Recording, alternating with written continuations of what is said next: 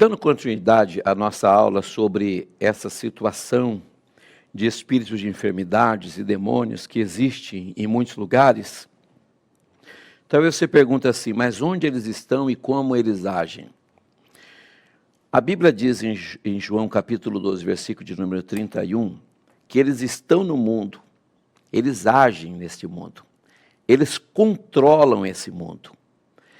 E a Bíblia diz assim, chegou o momento de ser julgado este mundo, e agora o seu príncipe será expulso.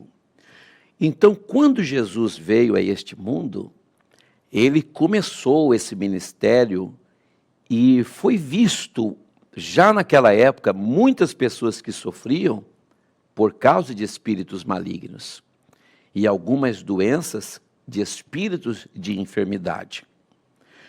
Eles estão nesse mundo controlando o mundo. Não pensa que porque existem muitas coisas lindas, organizadas, é a mente de Deus ou a mente do homem.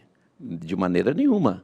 Nós temos aí hoje na nossa sociedade verdadeiros planos demoníacos sendo impetrado, isso a nível global, tá, gente? Nível mundial, que eles usam através de influências em muitas pessoas que se deixam ser usadas.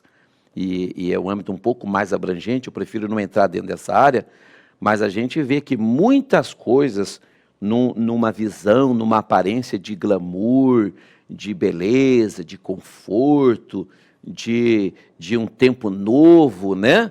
Mas na verdade são projetos e ações demoníacas. Aliás, no período da tribulação haverá muita manifestação satânica aqui neste mundo, né? Que se possível fosse enganaria até o escolhido, ou seja, vai fazer tantas coisas que vai confundir muita gente, menos a igreja de Cristo que tem discernimento. Eles agem de forma mascarada. O inimigo age sutilmente e às vezes ele age com violência, induzindo pessoas a todo tipo de violência, sofrimento, imoralidade, destruição e engano. Eles também podem causar, como eu disse, aquelas situações que ninguém encontra o problema, as doenças espirituais. Então, onde eles estão e como eles estão agindo? Eles estão agindo de forma mascarada. Às vezes você pode confrontar e você vai dizer assim, não, essa pessoa jamais vai ter, isso aí não é um espírito maligno, né? Então eles agem sutilmente, eles não têm pressa, mas às vezes eles podem ter uma violência no corpo do paciente que você está visitando. Ele pode se tornar agressivo a você que está ali visitando ou tentando fazer mal à própria pessoa que ele está usando o corpo.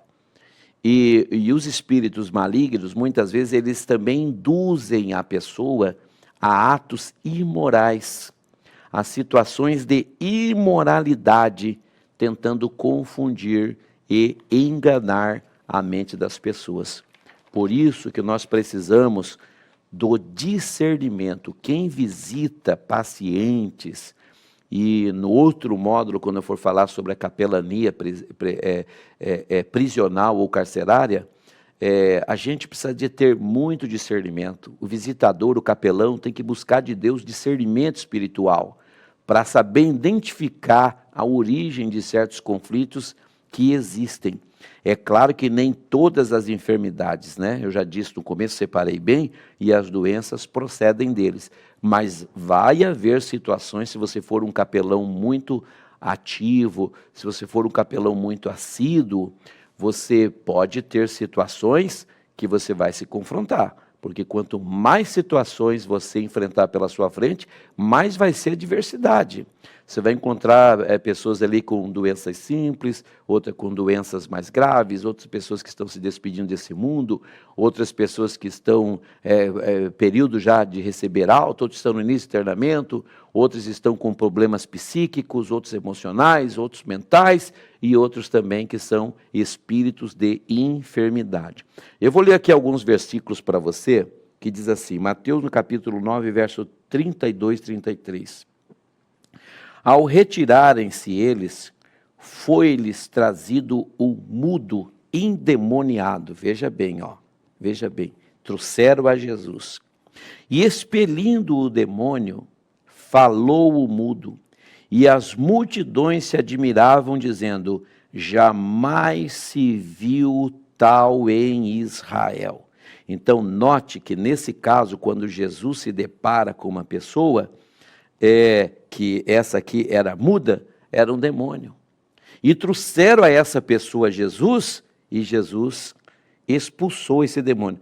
É claro que você não pode encontrar pessoas que estão aí muda e dizer que é demônio, de maneira nenhuma. Existe sim esse problema de pessoa ser muda, ser surda, ter algum atrofiamento de algum membro, ou paralítico, ou até tetraplégico, ou cego, né? Mas eu estou dizendo neste caso que eu acabei de ler aqui. Vejamos aqui em Marcos capítulo 9, 17 a 27. E um dentre a multidão respondeu: Mestre, trouxe-te o meu filho, possesso de um espírito mudo.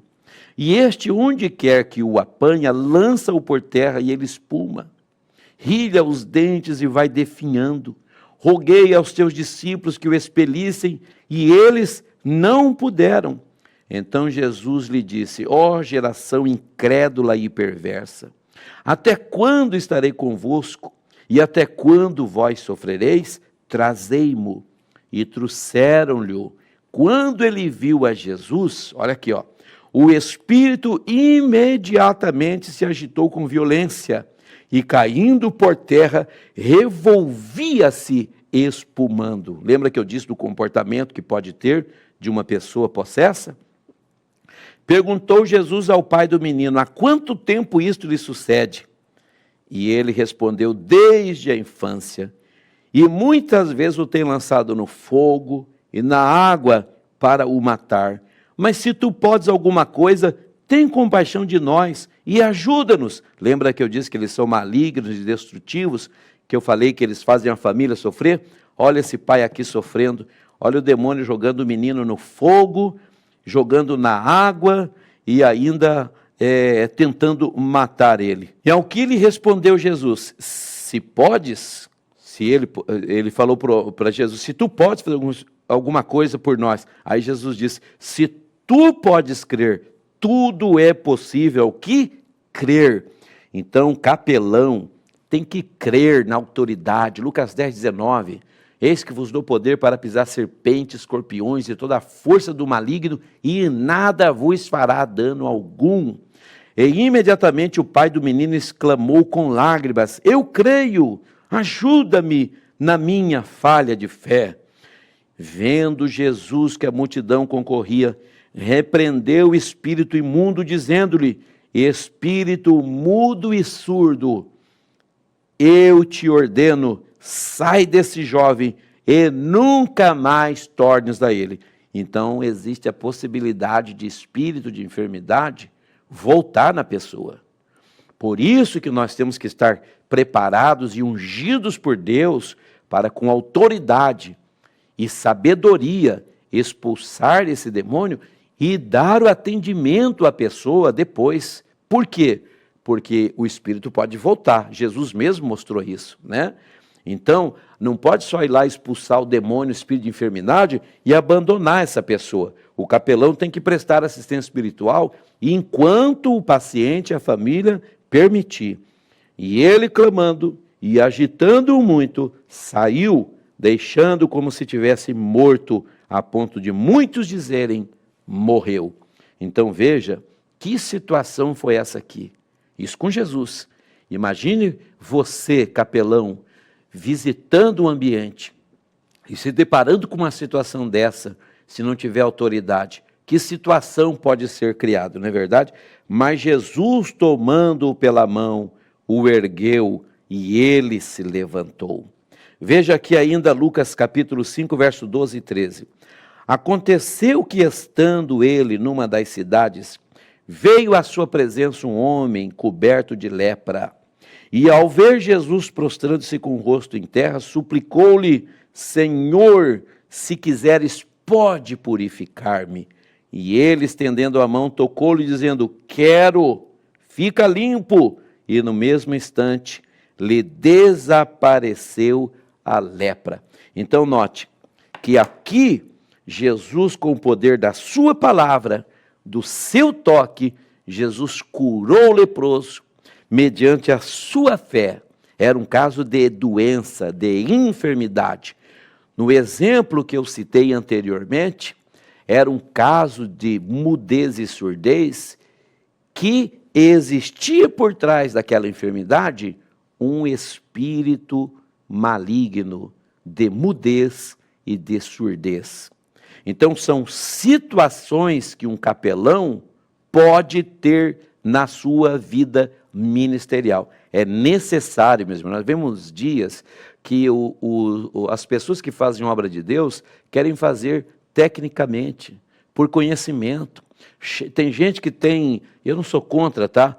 Mas tem uma estante com milhares de livros, mas 0 hora de oração, milhares de conhecimento, mas 0 hora de espiritualidade, milhares de referências de escritores, de referências de heróis da fé, de grandes vultos na era do cristianismo, mas não tem espiritualidade, autoridade espiritual. É necessário ter para fazer esse serviço. Lembra da minha aula do preparo do capelão. Isto é a base, a importância que deve ser dado a atenção necessária.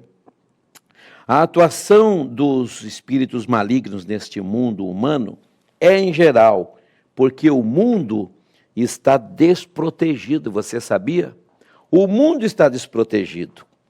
Então, o inimigo, ele tem acesso nas mentes, nos corações, na vida das pessoas, e muitas pessoas permitem que esses espíritos entrem dentro delas inconscientemente, através das suas atitudes, dos seus feitos, das suas... tem pessoas que a sua boca é uma fonte de palavras imundas, impuras, torpes. Os seus olhos são janelas para todo tipo de imoralidade entrar dentro da sua própria alma. A prática do seu corpo é pecaminosa, é abominável diante de Deus. E tudo isso são janelas e portas e corredores gigantescos por onde o inimigo entra e sai a hora que quer. E pode ser que muitas pessoas estão sofrendo porque agora o inimigo entrou e permaneceu e essa pessoa está sofrendo. E você é o escolhido de Deus para ir lá e pôr em liberdade os cativos. Lembra de Lucas 4,18? Lembras de Isaías 61? O Espírito do Senhor Jeová me ungiu para que eu evangelize os pobres, para que eu ponha em liberdade, para que abra as prisões. Então, nós somos os enviados de Deus. Eles agem no mundo espiritual, onde o diabo não brinca de ser diabo.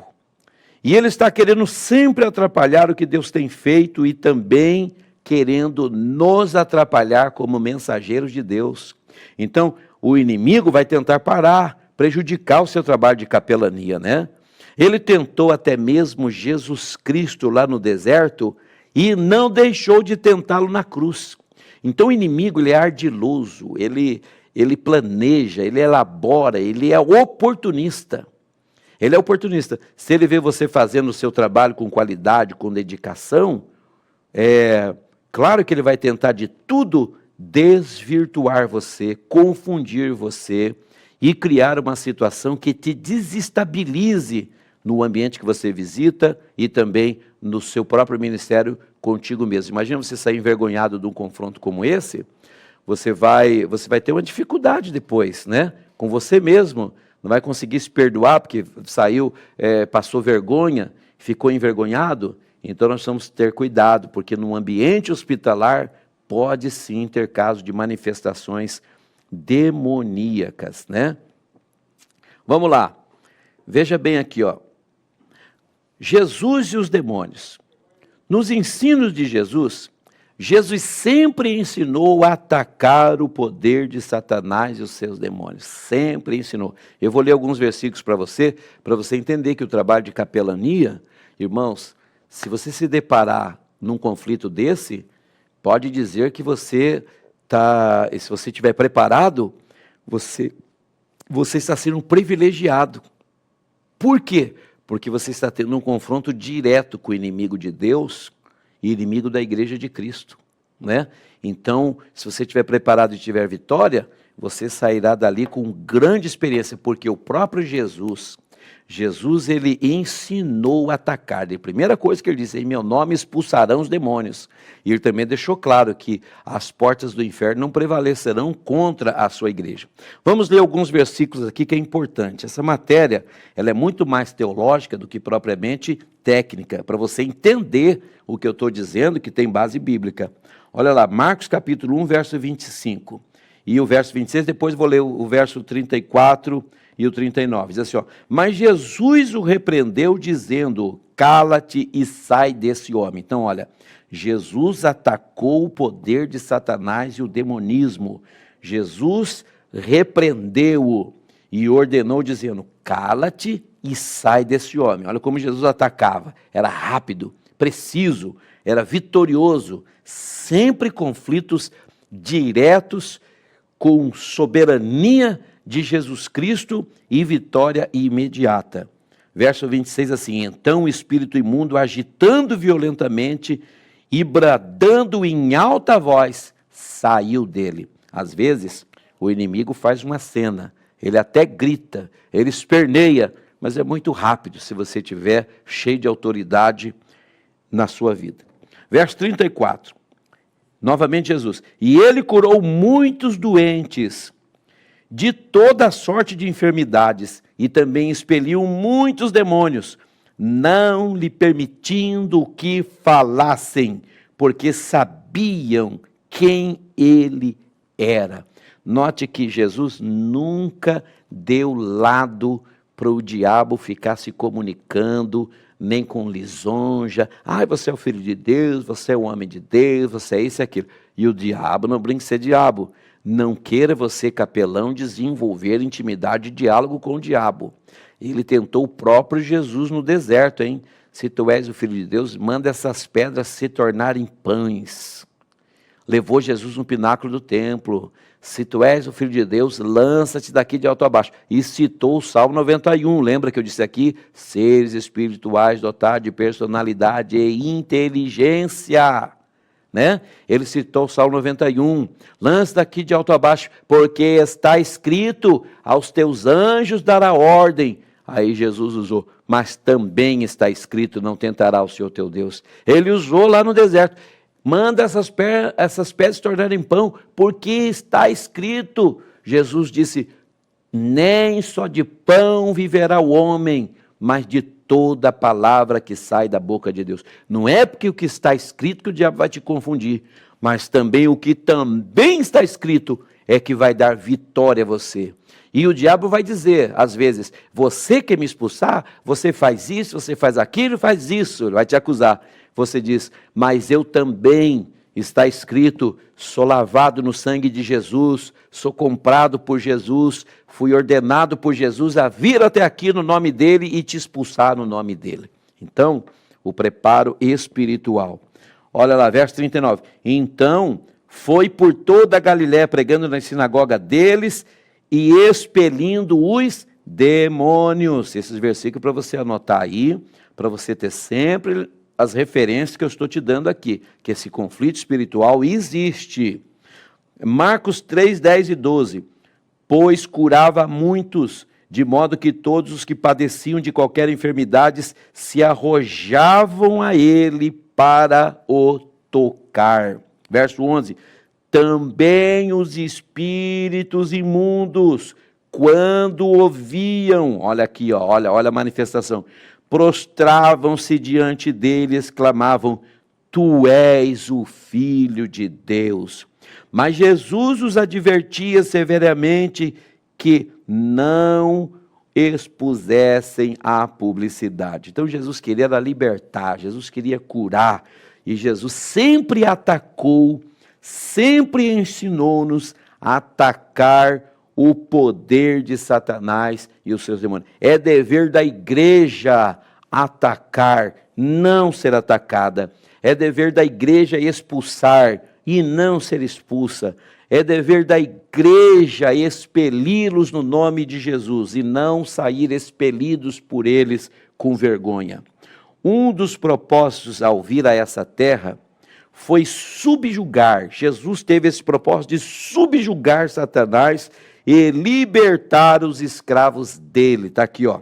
Mateus 12, 29, Marcos 1, 27, Lucas 4, 18. Eu leio para você rapidinho. Ou como pode alguém entrar na casa do valente e roubar-lhe os bens sem primeiro amarrá-lo? E então lhe saqueará a casa. Jesus dizendo aqui o propósito de subjugar Satanás. Marcos 1, 27. Todos os admiravam, a ponto de perguntar entre si: que vem a ser isto? Uma nova doutrina? Com autoridade ele ordena aos espíritos imundos e eles os obedecem. Olha aqui, ó. Nós temos que seguir esse exemplo de Jesus. Com autoridade ordenar aos espíritos imundos e eles obedecerem no nome de Jesus. E Lucas 4,18, que eu disse aqui que é o propósito de Jesus de vir subjugar Satanás e libertar os seus escravos. Lucas 4,18, o Espírito do Senhor Jeová, o Espírito do Senhor está sobre mim, pelo que me ungiu a evangelizar os pobres, enviou-me a proclamar a libertação aos cativos, a restauração da vista aos cegos, para pôr em liberdade os oprimidos. Uma das maneiras de identificar a manifestação, a presença de um espírito maligno, é quando alguém está oprimido. Fique comigo, na próxima aula eu continuo falando desse tema bastante palpitante.